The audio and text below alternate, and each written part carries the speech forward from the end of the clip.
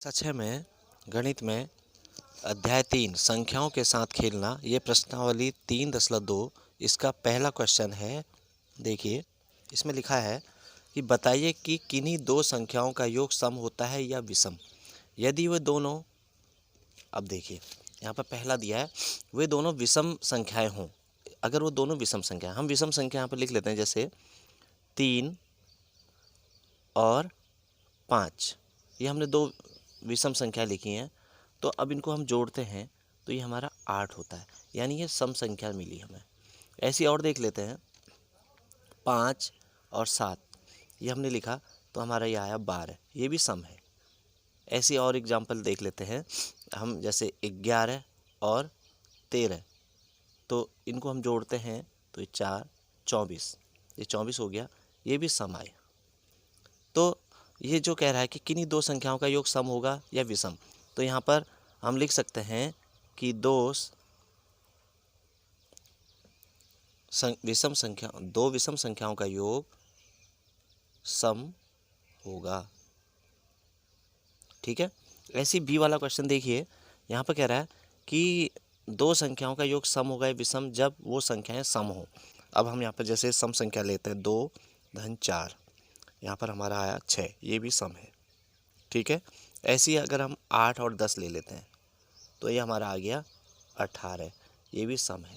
तो यहाँ पर हम कह सकते हैं कि दो सम संख्याओं का योग सम होगा, सम होगा। ये पहला सवाल हमारा पूरा। अब हमारे यहाँ पर देखिए सत्य असत्य लिखिए कह रहा है, तो इसमें पहला है, ये कह रहा है कि 3 विषम संख्याओं का योग सम होता है, असत्य।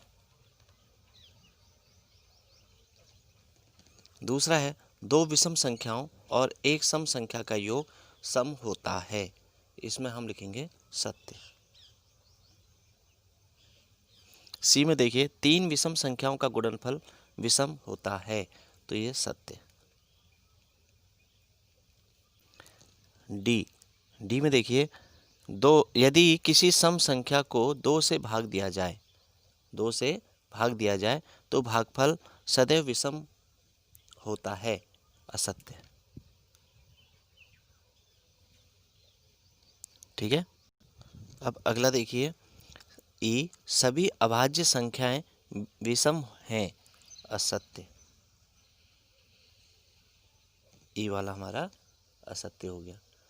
एफ अभाज्य संख्याओं के कोई गुणनखंड नहीं होते, ये एफ है, असत्य। अगला देखिए जी वाला, 2 अभाज्य संख्याओं का योग सदैव सम होता है, इसमें असत्य। एच वाला देखिए, केवल 2 ही एक सम अभाज्य संख्या है, ये सत्य है।